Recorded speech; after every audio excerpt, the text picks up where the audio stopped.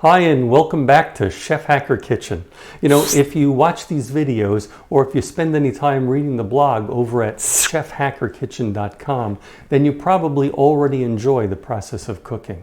The tactile sensation you get when you slice through celery, the aromas that arise when you chop herbs, the change in resistance as you're stirring a sauce and it begins to thicken, all satisfying and joyful reminders that life's about doing stuff. But that stuff isn't only cooking. Sometimes we like to do other stuff also.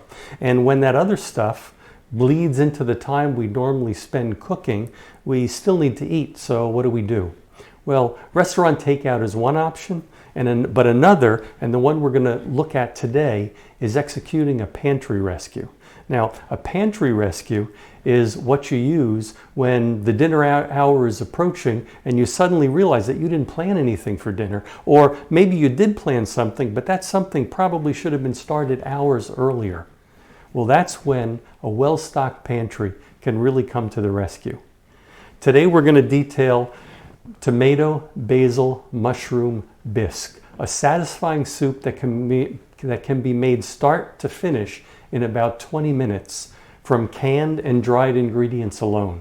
Okay, this is pretty neat, so keep watching. And while you're watching, go ahead and subscribe so you always know when new videos are coming out.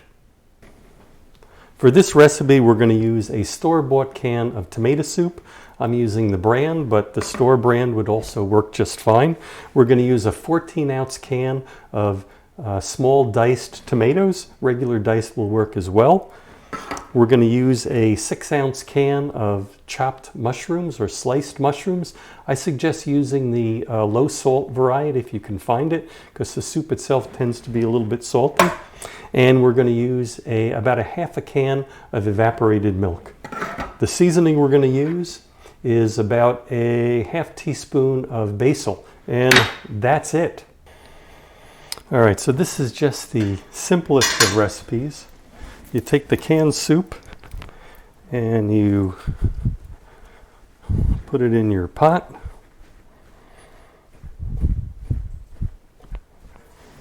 Then you take the tomatoes, add that to the pot. Now there's water in the tomatoes and there's water in the mushrooms, so that kind of dilutes the soup in a way that means you don't really have to add the typical can of water that you would in condensed soup.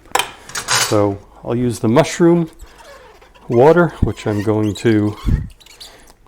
drained from the mushrooms themselves. I need to cook this a little bit to get those tomatoes to cook, but I don't want to make the mushrooms overcooked.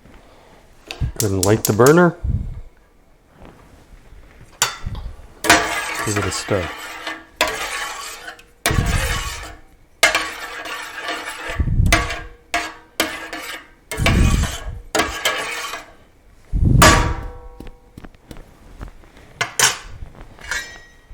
Okay, bring that to a boil. It is important to stir this occasionally because the tomato soup will burn if you're not careful and if you don't keep it well mixed.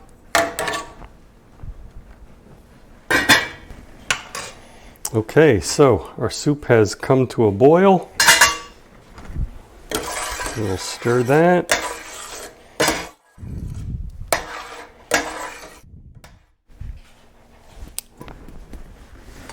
Okay, we're going to add in our mushrooms.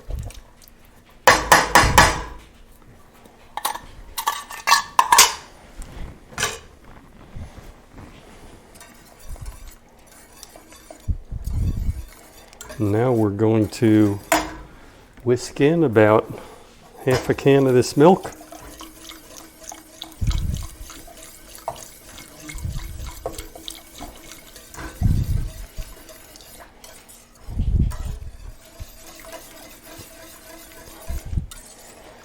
Okay, and now we need to be a little bit careful because if we boil this too aggressively,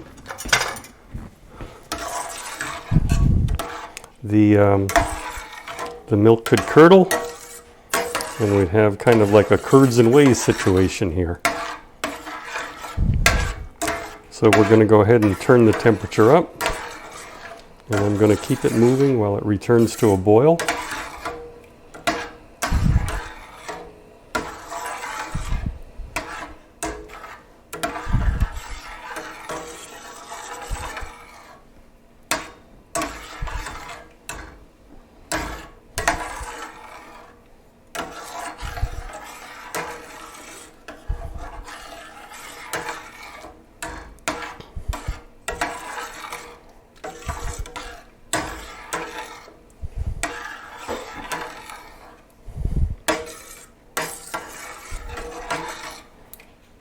Okay, it's about ready to boil. So I'm going to add the basil. Now would be a good time to taste for salt and pepper. It's probably fine. As I said earlier, the condensed soup tends to be rather salty, but depending on your taste, you may want to add a little bit. Okay, and I see a few bubbles rising here, and so I'm going to turn this off. And that's it. Soup is done. I'll plate this out and I'll see you on the other side.